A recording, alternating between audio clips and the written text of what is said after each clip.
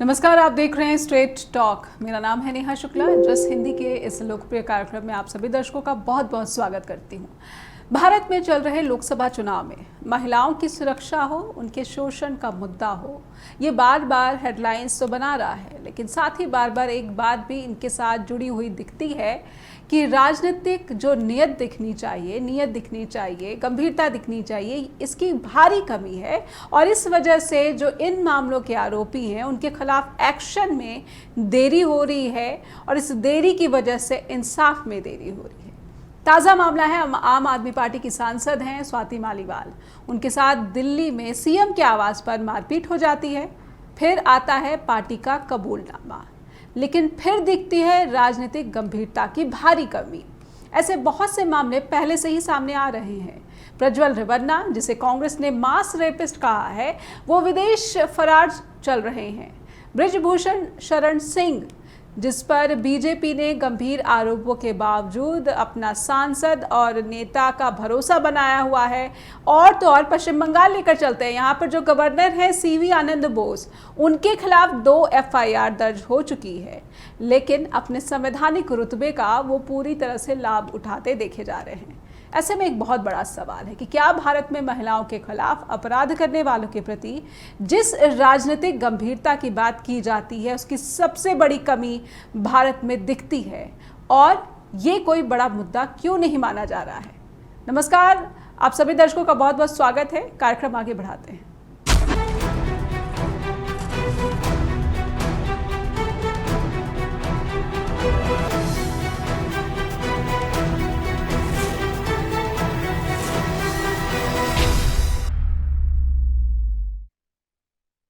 तो कुछ सवाल उठ रहे हैं इस राजनीतिक गंभीरता की कमी की वजह से, और ये सवाल क्या है, आइए एक नज़र डाल लेते हैं स्ट्रेट टॉक के इस कड़े सवालों के ऊपर। क्या केजरीवाल ने स्वाति मालीवाल के मामले में गंभीरता दिखाई है? सबसे बड़ा सवाल ये पूछा जाना चाहिए। कह रही है बीजेपी कि उस वक्त जिस वक्त ये घटना हुई, सीएम आवास पर ही मौजूद थे।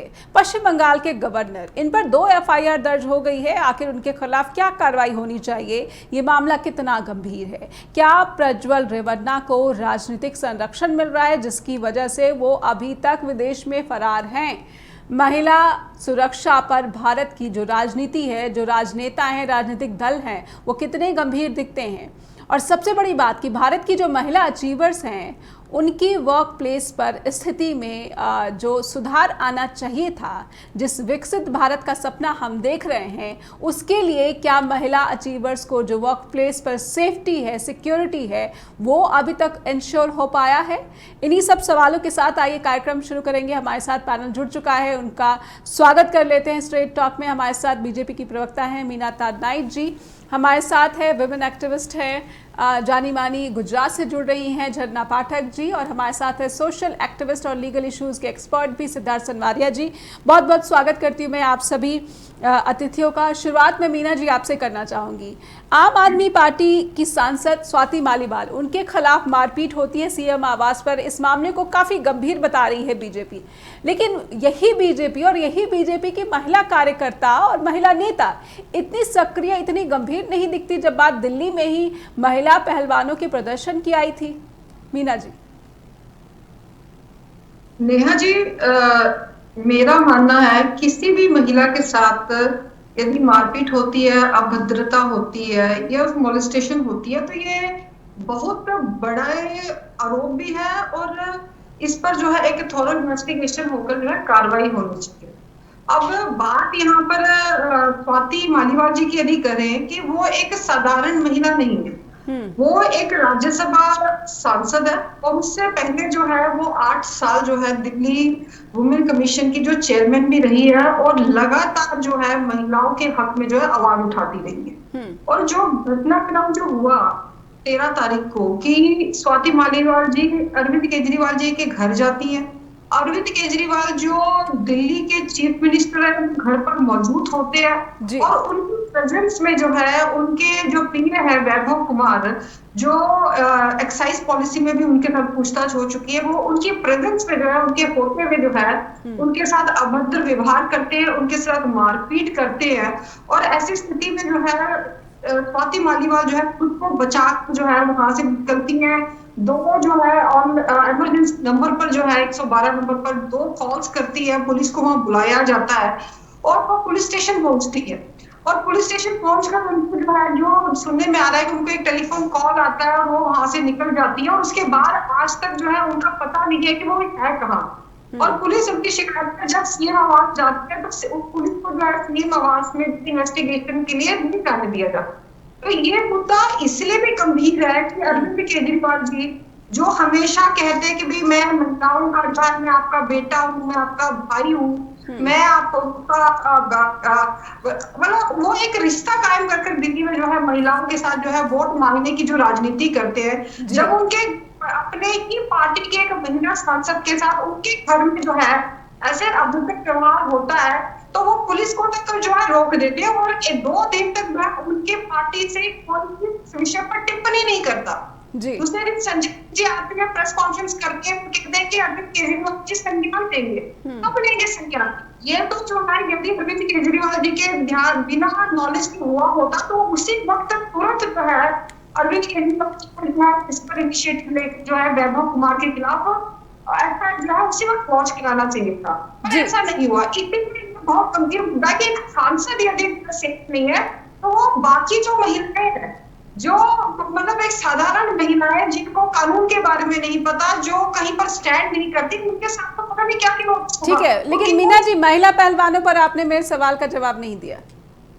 देखो नेहा जी, महिला पहलवानों के खिलाफ जो है मेरे ख्याल से 2 एफआईआर जो है ब्रिजभूषण जी के खिलाफ जो है वो रजिस्टर्ड हुई है, और वो अंडर मतलब में जो है वो चार्ज के ऊपर भी जो है बहस होगी। 26 अप्रैल उसकी डेट भी थी, उस पर ऑर्डर हुआ नहीं, इसकी मुझे जानकारी नहीं है। और वो जो है सब जुडाइज है, वो ऐसा नहीं है कि कोई प्रत्यक्ष नहीं हुई, उसके ऊपर एफआईआर भी हो गई है, मतलब चालान कोर्ट में पेश हो चुका है, उसकी कार्रवाई हो रही है। और जो उस पर कार्रवाई की उसके स्वागत करने पर यदि वो दोषी पाए जाते हैं तो ऑब्वियसली उनको सजा होनी चाहिए। मैं तो महिला होने के नाते जो यदि कोई महिला जो है अपने महिला होने का गलत फायदा उठाती है तो उसके ऊपर भी कार्य करना चाहिए, और यदि महिला किसी को पीड़न होता है तो हम महिला खड़े भी होना चाहिए, और मैं खड़ी हूँ ऐसी महिलाओं के साथ। जी बिल्कुल। तो बीजेपी कहती है कि महिला चाहे किसी भी राजनीतिक दल से जुड़ी हुई महिला, अगर उसकी स्थिति संकट में है तो इसके लिए आवाज़ बीजेपी ज़रूर उठाती है। झरना मैम, आपसे समझना चाहूँगी ये जो पूरी तस्वीर है भारत में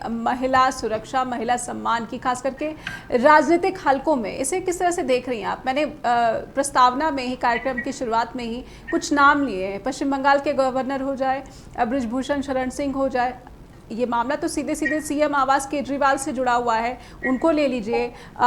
ये सारे जो नाम हैं वो क्या ये दर्शाते हैं कि भारत में, भारत की राजनीति में अभी भी महिलाओं को कितना सम्मान और कितनी सुरक्षा मिल पा रही है? सही बात है नेहा जी। ये जो पावर में बैठे हुए को जो इम्यूनिटी मिलता है कि हम कुछ भी कर लें, हमें कोई कुछ कर नहीं पाएगा, ये सारे किस्से वही दर्शाते हैं जी, है ना। गवर्नर इतना ऑडेसिटी है कि फिर बोल पाए,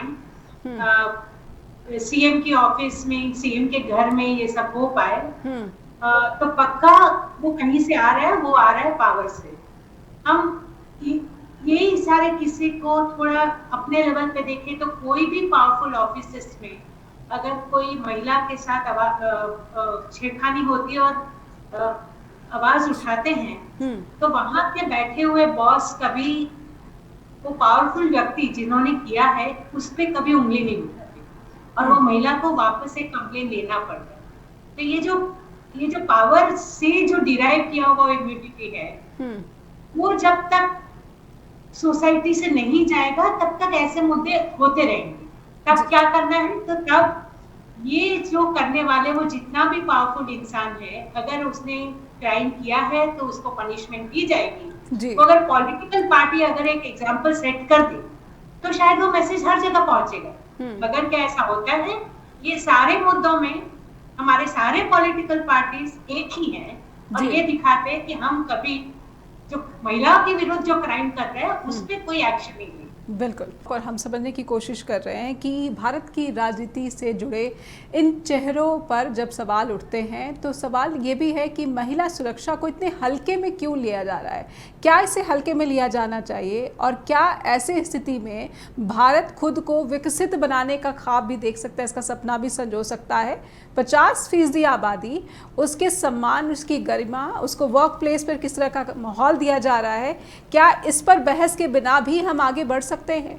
बहुत बड़ा सवाल है। इस पर अलग अलग दल जो हैं खुलकर बात करने से हिचकते क्यों हैं? आम आदमी पार्टी, उनकी तरफ से कोई प्रवक्ता नहीं आया। कांग्रेस के प्रवक्ता की भी मैंने लगातार कोशिश की, लेकिन कोई भी उनकी तरफ से भी नहीं आया। सब इस पर कन्नी काटते हुए नजर आ रहे हैं। बीजेपी की प्रवक्ता मीना जी हमारे साथ हैं, लेकिन कुछ सवालों पर वो भी खामोश हैं। सिद्धार्थ जी, मैं आपसे समझना चाहती हूँ कि ये जो परिस्थितियाँ हैं महिलाओं की खासकर, ये ऐसी क्यों बन पड़ी है? क्या आप भी यही मानते हैं कि सत्ता, जैसा कि झरना जी ने कहा है कि सत्ता की गंभीरता यहाँ पर बहुत बड़ी है, बहुत इसकी कमी बहुत बड़ी है? माफ कीजिएगा। मुझे पॉलिटिकल पार्टीज में वुमेन सेफ्टी, रिस्पेक्ट के प्रति सिंसियरिटी और विल पावर दोनों की कमी दिखती है।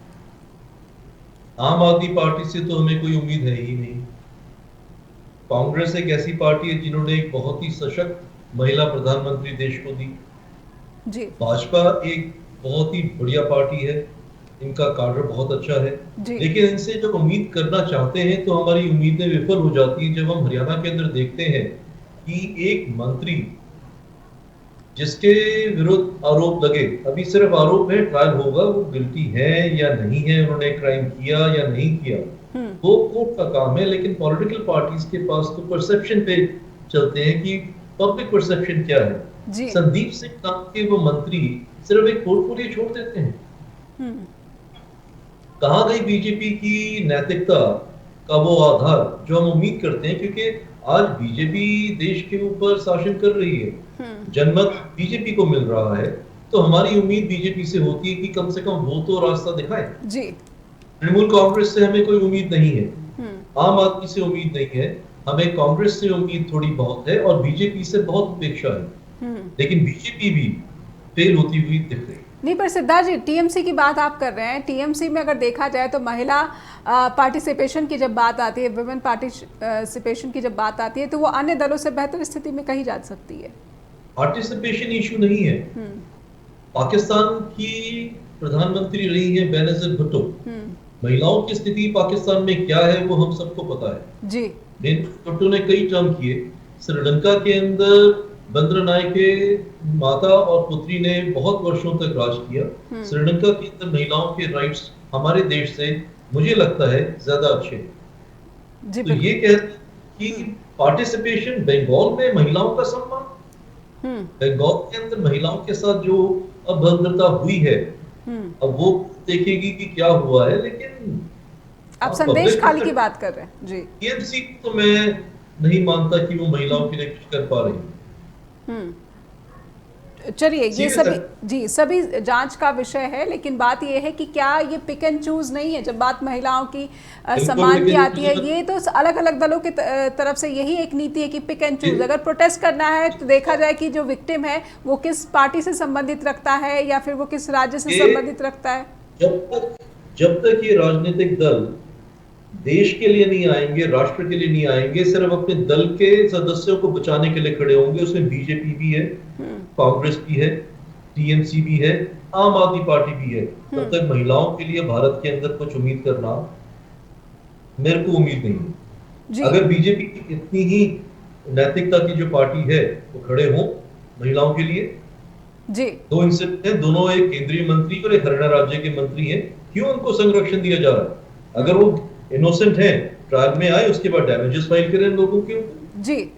मीना जी के पास आना चाहूँगी। मीना जी, कुछ समय पहले हमने प्रज्वल रेवन्ना पर भी इसी तरह से बहस की थी और तब भी एक सवाल उठा था कि पीएम मोदी उनके लिए वोट मांगते नजर आए थे। उसके बाद जो मामला सामने आया, उसके बाद उन्होंने एक भी टिप्पणी नहीं की, ना ही ये माना कि उन्होंने गलती कर दी। आपने खुद कहा था कि उनको गलत जानकारी दी गई, लेकिन जब पता चला कि उनसे गलती हो गई तो भी कोई टिप्पणी नहीं हुई। मीना जी, कहीं ना कहीं बीजेपी भी बार बार ये पिक एंड चूज की जो पॉलिसी है महिला सम्मान के लिए, वो बीजेपी की तरफ से एक भारी कमी दिखती है।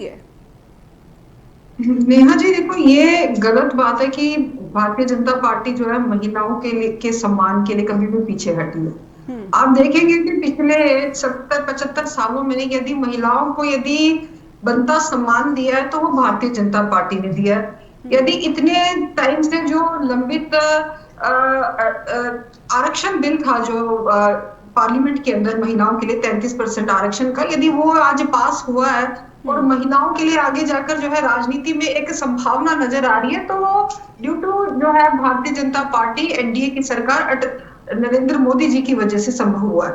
देखो महिलाओं के लिए एक स्थिति देखा कि आप भी एक पत्रकार है, मैं भी वर्क प्लेस में एक वकील भी हूँ और राजनीति में भी हूँ। हम जो मर्जी कर ले, एक महिला होने के नाते मैं बात कर रही हूँ, एक हमारे लिए जो है क्राइटेरिया फिक्स किया गया है कि आप जो है इस सीमा से आगे नहीं जा सकते क्योंकि आप एक महिला है। आपको हर चीज के लिए जो है अपने जो है रखनी पड़ेगा, हर धंधे में बड़े चेक्स जो अपने ऊपर रखने पड़ेंगे कि भाई आपको कहीं कोई भी आपकी ऐसी हरकत जो है आपके चरित्र के ऊपर जो है उंगली ना उठाते। तो ऐसी स्थिति पर जब तक आप एम्पावर नहीं करना जाएगा, चाहे वो पॉलिटिकली है, चाहे वो मेंटल, जब तक आप एम्पावर नहीं होंगे आपको ये नहीं महसूस होगा कि जहां पर काम कर रहे हैं वो आपके लिए सुरक्षित है जी। आपको जहां पर काम कर रहे हो ऐसा नहीं लगेगा कि मेरा परिवार है और यदि मेरे साथ कुछ भी होता है तो मेरा परिवार जो है, मेरा जो वर्क प्लेस है मेरे साथ हमेशा खड़ा है। तो किसी भी महिला के साथ जो है वो काम करना बहुत मुश्किल है। आज किसी के साथ होकर मेरे साथ हो सकता है, तो महिलाओं को इस मुद्दे पर जो है ना पड़ेगा। और इसमें सिद्धार्थ जी भी बैठे हैं, अपना मेरी बहन भी बैठी है, पर हम इस चीज पे भी नकार नहीं सकते कि काफी ऐसे, क्योंकि मैं देखती हूँ काफी जगह जो लॉस है, जो वुमेन फेवर्ड लॉस है, उसका गलत इस्तेमाल भी होता है, चाहे वो किसी भी रंजिश को दूर करने के लिए, चाहे वो पॉलिटिकली मोटिवेटेड होता है। तो ये चीजें हर पहलू जो है वो बड़ा गंभीर है। किसी के ऊपर सिर्फ आरोप लगा देना यही काफी नहीं है। आरोप लगाने के बाद उसका प्रॉपर इन्वेस्टिगेशन होना भी बहुत जरूरी है जी। तो ये भी स्वाति मालीवाल ने तो लिखित में कोई कंप्लेन ही नहीं दिया और उसके बावजूद जो बीजेपी की महिला कार्यकर्ता है वो दिल्ली में प्रदर्शन कर रही हैं, स्वाति मालीवाल के लिए न्याय की बात कर रही हैं। इसलिए थोड़ा सा खटकता है कि आखिर बीजेपी की जो महिला कार्यकर्ता और नेता हैं वो इतनी सक्रिय कैसे हैं, जो कि महिला पहलवानों के प्रदर्शन के वक्त इतनी सक्रिय नहीं दिखी थी। नेहा जी, यही प्रश्न उठाने वाला बात है कि स्वाति मालीवाल जी जो है 2 बार कॉल करती हैं। फिर पहले बात आएगी क्या पता उन्होंने कॉल करी नहीं करी के बाद जो है वॉइस जो है उनकी थी नहीं थी। पर स्वाति मालीवाल जी का इतने बड़े इंसिडेंट होने के बाद भी कहीं पर भी खंडन नहीं आया, मतलब हमेशा वो ट्विटर पे एक्टिव रहती हैं। एक सोशल वर्कर है, एक सोशल, मतलब सिद्धार्थ जी मैं आपके पास जी और उसके बावजूद भी उन्होंने किसी भी जगह खंडन नहीं किया। और वो इवन ये तक बात आई कि वो पुलिस स्टेशन पहुंचती है वहां पर, उसके बाद कहते हैं कि मैं अपना ब्रीफ फैक्ट्स जो है, मैं अपनी स्टेटमेंट जो है मैं वापस दूंगी। उसके बाद उनका आज तक पता नहीं है। ये बड़ी सोचने वाली और गंभीर इशू है कि भाई स्वाति मालीवाल जी जो है 13 तारीख के बाद गायब कहाँ हो गई? क्या वो सेफ है? क्या उनके साथ कुछ ऐसा तो नहीं कर दिया कि मतलब जिससे जो है उनके लाइफ के ऊपर थ्रेट हुआ? तो ये पुलिस जो करते रही है, आम आदमी पार्टी जो है एक सीएम के निवास स्थान पर यदि एक महिला सांसद जो है वो सेफ नहीं है तो वो पार्टी, आम आदमी पार्टी का चरित्र जो है नेहा जी, आप इंडी गठबंधन में जो है आप है, पंजाब में आप 13 सीट पर अकेले लड़ते हैं, आप टोटल पंजाब सीट प्लस बाकी जो है 20 उम्मीदवार जो है लोकसभा इलेक्शन में जो उतारे हैं। पर आप देखेंगे एक भी महिला कार्यकर्ता, एक भी महिला कैंडिडेट जो है उन्होंने जो है मैदान में लोकसभा के चुनाव लड़ने के लिए नहीं उतारे। मतलब कि आम आदमी पार्टी जो है महिलाओं के ऊपर जो है वो विश्वास ही नहीं करती, वो सम्मान ही नहीं देती। बिल्कुल, एक छोटे जी जो एजेंडा है कि किस तरह से आप वोट उनसे ले सकते हैं, बस उसी के लिए जो है उन्होंने रखा हुआ। और भारत में महिलाओं की स्थिति क्या है? 50% आबादी उसे एक बड़े वोट बैंक के रूप में बीजेपी भी देखती है, आम आदमी पार्टी भी आकर्षित करने की कोशिश करती है, कांग्रेस भी आकर्षित करने की कोशिश करती है, लेकिन एक कड़ा संदेश उनके खिलाफ अपराध करने वालों को जो दिया जाना चाहिए इन तमाम राजनीतिक दलों की तरफ से, वो कड़ा संदेश, वो बड़ा संदेश मिसिंग है। एम्पावरमेंट की बात बीजेपी इसका दावा कर रही है। सिद्धार्थ जी, आप कुछ ऐड करना चाहते थे? मैं चाहती हूँ कि आप पहले बात रखिए, फिर मैं झरना पाठक जी से अगला सवाल लूंगी। जी मेरा प्रश्न मीना जी से है। मीना जी की जो पार्टी है वो चरित्र निर्माण के ऊपर और चरित्र के ऊपर बहुत ज्यादा महत्व देती है और उनका चरित्र नेताओं का बाकी नेताओं से अच्छा भी है। लेकिन जब मैं इनके केंद्रीय स्तर के नेता जिनकी आप बात कर रहे थे ब्रजभूषण जी, हरियाणा राज्य के नेता जिनकी हम बात कर रहे थे संदीप जी, और कर्नाटक के अंदर जो इनके घटक दल है वो जेडीयू का तो हम क्या बात कर सकते हैं, बट मीना जी की पार्टी के ऊपर ये जेडीएस, तो JDS is a family party. अभी हमारे पास सिर्फ बीजेपी है जो एक कार्डर बेस्ड पार्टी है। क्या मीना जी की पार्टी में संदीप जी को प्रॉक्सिमिटी एक कोच के साथ क्यों करनी पड़ी, इसके प्रश्न के ऊपर हम नैतिकता की बात कर रहे हैं। मीना जी भी एक अधिवक्ता है, मैं भी एक अधिवक्ता हूँ। जो कानून की विधिक प्रक्रिया है वो तो कोर्ट देखेगी, लेकिन अगर हम पब्लिक मॉरल परसेप्शन की बात करें तो संदीप जी को एक मंत्री होते हुए एक जूनियर कोच के साथ संपर्क क्यों साधना पड़ा, उसका प्रश्न आप जो उठता है तो आपका कोई जवाब नहीं होता। अभी भी वो मंत्री है, ना तो वो आपके कार्डर से आते हैं ना वो किसी शाखा से आते हैं, वो सिर्फ एक हॉकी प्लेयर थे, उनकी पब्लिसिटी थी। आपको जिस पेवा से वो आते हैं वो एक सिख बहुल्य क्षेत्र है, तो आपको एक सिख कैंडिडेट चाहिए था जिसको आप हटा नहीं सकते, जो आप उसको सपोर्ट कर रहे हैं। तो कहां गई आपकी नैतिकता मीना जी आपकी पार्टी की? ये प्रश्न मैं आपसे इसलिए कर रहा हूँ क्योंकि मेरे को भाजपा पे विश्वास है। अगर मैं प्रश्न कर रहा हूँ आपसे, मैं आम आदमी पार्टी से प्रश्न भी नहीं करूंगा, मैं टीएमसी से प्रश्न भी नहीं करूंगा। मैं आपसे इसलिए प्रश्न कर रहा हूँ कि जनता आपकी तरफ देख रही है। कृपया करके महिलाओं की संरक्षण पे, महिलाओं के अधिकारों के ऊपर आप सचेत रहें जी। ऐसा कार्य ना करें कि पब्लिक आपको भी उसी तराजू में तोले जिसके अंदर आम आदमी पार्टी या टीएमसी को तोल रही है जी। सिद्धांत जी, मैं आपकी इस बात को जो अप्रिशिएट करती हूँ, और हम जितनी भी भारतीय जनता पार्टी में जितनी भी महिलाएं हैं, कार्यकर्ता है, और हम भी इस विषय पर जरूर गंभीर है। और देखो, हमारी एक कैडर पार्टी के संगठनात्मक ढांचा है और हर विषय पर जो है चर्चा होती है, उसकी समीक्षा होती है। और ऐसे मुद्दे को लेकर जो है हम जो खुद, हमारा एक अलग से महिलाओं का संगठन भी है, महिलाएं जो अलग एक उनका अलग से जो है महिला मोर्चा के नाते जो है एक विंग भी है, और संगठन में जो है अलग अलग जो है दायरे में काम भी करती है। तो हम ऐसे विषय जो है जरूर हम अपने पार्टी के नेतृत्व के सामने रखेंगे।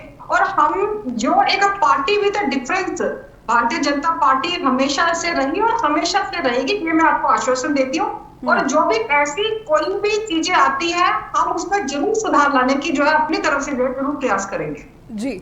चलिए, प्रयास करेंगे, यानी हाईकमान तक ये बात पहुंचा दी जाएगी। सिद्धार्थ जी आश्वस्त रहिए इस बात में। कुछ दिनों के बाद, कुछ समय के बाद मीना जी बताएंगी कि किस तरह से बातें आपकी पहुंचाई गई हैं। झरना जी, सवाल आपसे मेरा ये कि क्या हम पिछले समय में, मैं आपको ले जाना चाहती हूँ, जब एक वेव दिखी थी, जब एक लहर दिखी थी कि महिलाओं के खिलाफ जो अपराध करने वाले अपराधी हैं उनको जनता सबक सिखाएगी, वो बिल्कुल बर्दाश्त नहीं किया जाएगा। ये जो बिल्कुल बर्दाश्त नहीं करने वाली जो स्थिति थी, उससे क्या बहुत ज़्यादा पीछे आ गए हैं?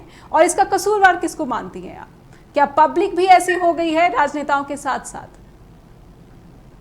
कि पब्लिक ऐसी है तभी ऐसे पॉलिटिशियंस लड़ते हैं और जीत पाते हैं। हम कभी अपने जिसको हम वोट देते हैं, कभी ये नहीं देखते कि इसका क्राइम अगेंस्ट विमेन कैसा इसका रिकॉर्ड है। हम सिर्फ पार्टी देखते हैं, पार्टी के वो लीडर को देखते हैं और ये बंदे को चूज करते हैं। ये एक बात है। हम वही पब्लिक हैं जो महिलाओं को, जब वो महिला कंप्लेन करती है तो उसको ब्लेम करते हैं, है ना। अभी मीना जी ने बताया कि महिलाएं बहुत बार गलत कंप्लेन करती हैं।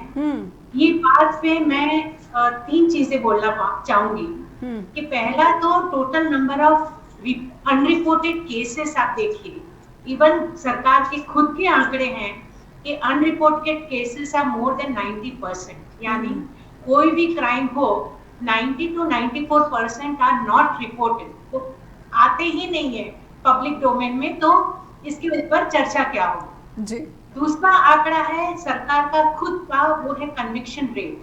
कोई भी क्राइम महिला के अगेंस्ट में अगर क्राइम हो तो उसका कन्विक्शन रेट 30% से नीचे है। वो क्राइम अगेंस्ट वुमेन का डोमेस्टिक वायलेंस हो, sexual harassment at work place हो, ग्रूसम गैंग रेप हो, तभी भी conviction rate is so bloody लो।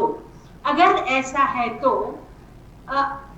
किस कौन सा फॉल्स केस के बारे में हम बात कर रहे हैं, इक्का दुक्का एंड सो ऑन। तो गवर्नमेंट के खुद के आंकड़े देखें तो फॉल्स केसेस का जो आंकड़ा वो बताता है, वो फॉल्स केस एनसीआरबी का डेटा है, जो फॉल्स केस के बारे में वो बात करते हैं, वो केसेस हैं जिसके बारे में एविडेंस नहीं जी, एविडेंस ना मिलना को फॉल्स केस बताना वो गलत है ना। और अगर हम जो मीना जी बोल पा रही है वो मैं समझ पा रही हूँ कि ऐसी महिलाएं जो अपना पावर को यूज करके गलत कंप्लेन दर्ज करे, हाँ शायद वो होता होगा, लेकिन वो अगर हम माने कि कोई महिलाएं गलत रिपोर्ट कर रही है तो 0.7% ऑफ द केसेस में वो गलत रिपोर्टिंग, तो ना कम आंकड़े को हम ज्यादा बताएं, और जो ग्रूसम केसेस में जहाँ पे रजिस्टर ही नहीं हो रहा उसके बारे में हम पर्दा डाल दें, ये जब तक ये चलता रहेगा तब तक क्राइम होता रहेगा, है ना। तो इस पर अगर हम बात ना करके, महिलाएं फॉल्स केस करती है इसके बाद बात ना करके, हम अगर क्राइम की बात करें, प्रॉपर लॉ एंड ऑर्डर को प्रस्थापित करने की बात करें और जो गिल्टी है उसको पनिश करने की बात करेंगे, तभी ये क्राइम रुक पाएगा, वरना चर्चाएं होती रहेंगी। जी बिल्कुल, बहुत ही अहम बात रखी है झरना जी ने यहाँ पर कि जो मामले हैं, जो ग्रूसम मामले हैं, उन पर कितनी सख्ताई दिखाई जा रही है, उनके खिलाफ जो अपराधी है उसके खिलाफ किस तरह के कानून को स्थापित किया जा रहा है, या फिर इससे जुड़े जो तमाम संस्थाएं हैं उनकी भूमिका कितनी सक्रिय दिखती है, कितनी गंभीर दिखती है, ये सुनिश्चित करना भी कहीं ना कहीं जो है ये राजनीतिक दलों का दायित्व हो जाता है, भूमिका हो जाता है। सिद्धार्थ जी, मैं आपसे समझना चाहूँगी कि कम से कम आम आदमी पार्टी की तरफ से संजय सिंह प्रेस वार्ता करने आए, उन्होंने उचित कार्रवाई की बात की, वो आज भी मिलने गए स्वाति मालीवाल के पास और उनके साथ एनसीडब्ल्यू की एक और सदस्य भी थी। तो ये माना जा सकता है कि आम आदमी पार्टी कहीं ना कहीं कोशिश कर रही है कि जो उनके साथ अन्याय हुआ, अनुचित हुआ है, उस पर उनको जस्टिस कम से कम दी जा सके, उनको मिल सके। तो फिर आप क्यों ज़्यादा उस पर भरोसा ना करके आपको अभी भी भरोसा जो है बीजेपी पर बना हुआ है, जबकि बीजेपी ने तो बृजभूषण शरण सिंह को ना ही सांसद पद से हटाया बल्कि अब तो उनके बेटे को टिकट दे दिया गया है। सिद्धार्थ जी, आम आदमी पार्टी कोई इंस्टीट्यूशन नहीं है जो स्वाति मालीवाल जी को न्याय देगा। उसके लिए दिल्ली पुलिस है और दिल्ली पुलिस कोर्ट के अंदर चालान पेश करेगी, ट्रायल होगा और जो उसके अंदर दोष साबित होंगे उसके नहीं, मैं तो एज अ पार्टी के जो मोरल वैल्यूज हैं, जो पार्टी का कॉन्स्टिट्यूशन है, अगर इस तरह का विद इन पार्टी कुछ ऐसा होता है तो एक्शन तो पार्टी को लेना पड़ता है। कानून क्या करता है, कोर्ट क्या करता है, ये अलग है, ये हमारी कानूनी व्यवस्था है, लेकिन पार्टी किस तरह से कार्रवाई करती है ये भी बहुत महत्वपूर्ण हो जाता है। इस पर बहस जरूर होनी चाहिए।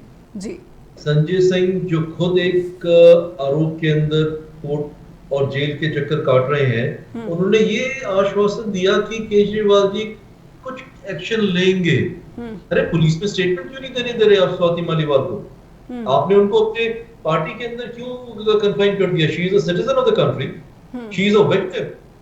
हाउ कैन आम आदमी पार्टी, चाहे वो केजरीवाल जी है चाहे वो संजय जी हैं, वो कैसे स्वाति जी को रोक रहे हैं? अभी तक तो मेरा परसेप्शन ये आ रहा है कि स्वाति जी को आगे नहीं आने दे रहा। रही बात बृजभूषण जी की, रही बात संदीप जी की, महिलाओं ने पुरजोर प्रोटेस्ट किया था बृजभूषण जी के अगेंस्ट, दिल्ली के अंदर किया था महिला पहलवानों ने, और जो महिला कोच हैं उन्होंने भी पूरा प्रोटेस्ट किया था और होना भी चाहिए। बट आम आदमी पार्टी जिसका कार्डर हर मौके पे प्रोटेस्ट करता है, जो खुद सेल्फ क्लेम अनार्किस्ट हैं, वो आज कहां है? किस चीज की बात कर रहे हैं? आम आदमी पार्टी से तो ये प्रश्न करना ही बेमाने है। ठीक है, बीजेपी से मैं क्यों कर रहा हूं कि मुझे बीजेपी से उम्मीद है। जी, मैं से भी कठिन प्रश्न किए कि आप गलत हैं। जी, संदीप सिंह के मामले में गलत कहा है मैंने नहीं, आप सिर्फ एक संदीप सिंह की बात करें, लेकिन आप बृजभूषण शरण सिंह के मामले को भी गलत कहेंगे। उनको पार्टी ने सांसद बनाए रखा, उनके बेटे को टिकट दे दिया, नहीं सपोर्ट करना चाहिए जी। ये बीजेपी की गलती है। इनको सिर्फ 2 सीट जीतने के लिए नैतिकता के, अब वो आरोप मुक्त होके आए, उनको आप राष्ट्रपति बनाइए ऋषिभूषण जी को, वो आरोप सारे अपने सिद्ध करें कि सारे मिथ्या आरोप थे, सारे आरोप गलत थे, ट्रायल पूरी करें, ट्रायल तक तो खुद ही छोड़ देना चाहिए। हम समझने की कोशिश कर रहे हैं कि क्या भारत में महिलाओं को वर्क प्लेस पर जो सुरक्षा मिलनी चाहिए, जो सिक्योरिटी मिलनी चाहिए, वो इसीलिए नहीं सुनिश्चित हो पा रही है क्योंकि सत्ता के गलियारे में से लेकर कोई गंभीरता नहीं दिखती है। सीएम आवास पर स्वाति मालीवाल के साथ मारपीट होती है, लेकिन सीएम की तरफ से भी कोई टिप्पणी नहीं होती है। उनके पीए के खिलाफ गंभीर आरोप है, लेकिन वो अभी तक अपने पद पर बने हुए हैं। क्यों बने हुए हैं इसका कोई कारण पार्टी नहीं बता रही है, ना ही पार्टी की तरफ से कोई प्रतिनिधि किसी भी चर्चा में इस विषय पर शामिल हो रहा है। झरना मैम, मैं आपसे पश्चिम बंगाल के जो गवर्नर है उनके खिलाफ भी 2 एफआईआर दर्ज हुई है।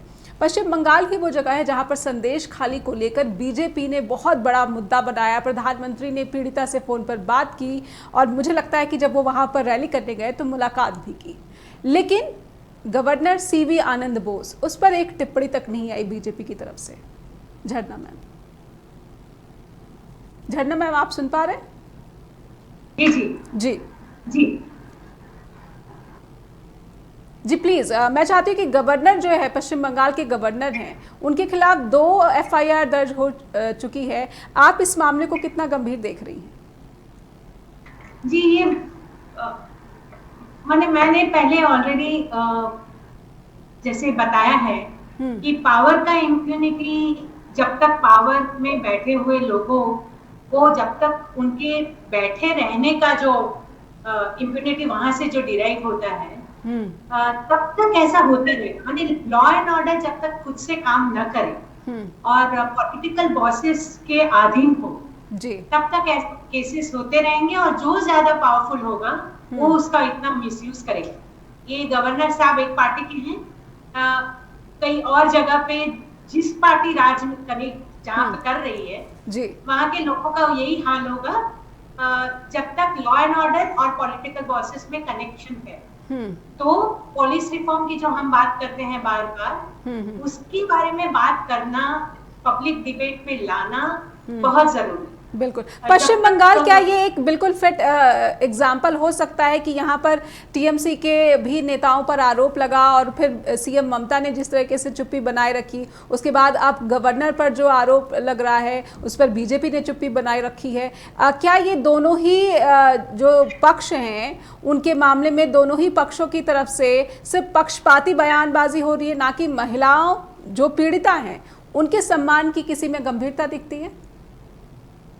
लेकिन ये पॉलिटिकल उनका डिस्कोर्स है ना, लेकिन where is law and order? Complain कहाँ, पुलिस क्या कर रही है, एक्शन क्या लिया गया है? ये सारे सवाल का जवाब हमें नहीं मिल रहा है। ये दोनों पार्टी एक दूसरे के ऊपर उंगली उठा रहे हैं, but law and order should work despite political parties, right? तो कहाँ है वो? तो वही बात है कि जब तक लॉ एंड ऑर्डर खुद से इंडिपेंडेंटली काम नहीं करेगा, तब तक न्याय का ड्रीम हम सेट करेंगे, उस तरफ बढ़ने की प्रक्रिया नहीं चलेगी। बिल्कुल। मीना जी, इसका जवाब आपसे भी मैं लेना चाहूंगी। Where is law and order? Jharna ma'am ने पूछा है, ये सिर्फ पॉलिटिक्स नहीं हो सकती है, लॉ एंड ऑर्डर महिलाओं के लिए। नेहा जी देखो, लॉ एंड ऑर्डर जो है हमेशा हम देखते हैं कि जो लॉ एंड ऑर्डर हमेशा जो है वो स्टेट सब्जेक्ट रहा है और वो स्टेट में जो भी पॉलिटिकल पार्टी रही है वो उसको हमेशा जो है एम्पावर करती है। और ये जो स्थिति जो है ये बहुत ही जो गलत स्थिति है और इसका जो खामियाजा जो है वो आम जनता को जो है भुगतना पड़ता है।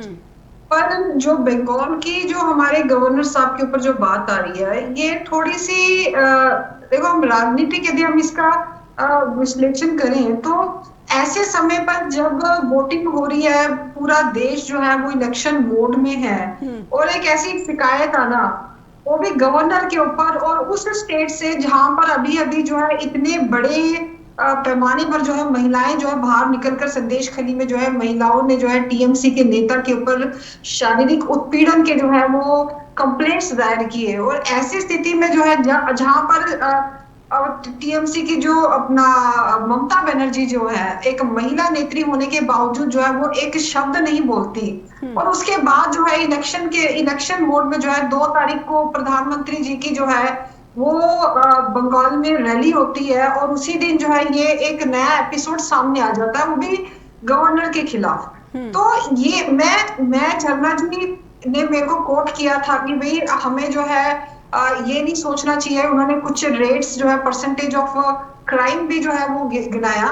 झरना जी देखो, हम एक लेडीज हैं, तो हमें महिलाओं के सपोर्ट में जरूर खर्चा होना चाहिए, पर जहाँ चीजें सच्ची हो और सही मायने में जो है उनके साथ जो है उत्पीड़न हुआ हो।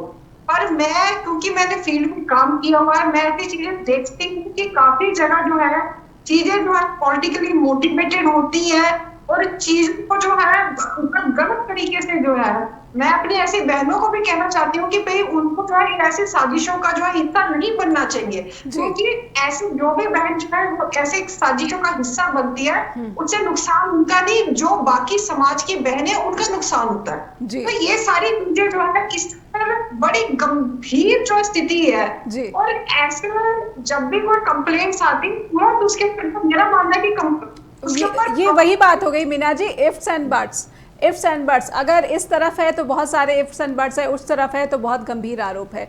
ये तो वही बात हो गई कि आपकी पार्टी में है तो गंभीर आरोप है, मेरी पार्टी के साथ जुड़ा नाम है तो फिर ये ज़रूर पॉलिटिकली मोटिवेटेड है। सिद्धार्थ जी, प्रज्वल रेवन्ना पर मैं आपसे स्टेटमेंट चाहूँगी। एक मास रेपिस्ट जिसे कांग्रेस कहती है वो विदेश चला जाता है, आप इस मामले में किसको सबसे बड़ा कसूरवार मानते हैं? सिद्धार्थ जी अनम्यूट कर ले। पूरे देश को, हमारे देश को चलाने वाली सरकार को, हमारे नेताओं को ऐसी क्या मजबूरी है कि कर्नाटका अगर हम हार भी गए, अगर बीजेपी हार भी गई तो क्या नुकसान हो जाएगा? एक उस व्यक्ति का सपोर्ट लेना चाहेगी बीजेपी जिसके ऊपर इतने गंभीर आरोप हैं। वाजपेयी जी ने जो राजनीति के अंदर एक कथन कहा था कि सत्ता जाए तो जाए, मैं वोट नहीं खरीदूंगा, वो बीजेपी भूल चुकी है। आज बीजेपी को सिर्फ सत्ता चाहिए, चाहे वो एक ऐसे व्यक्ति की सपोर्ट से भी मिले जिसके ऊपर ऐसे आरोप हैं जो कोई भी पारिवारिक व्यक्ति अपने परिवार में भी नहीं बात कर सकता जी।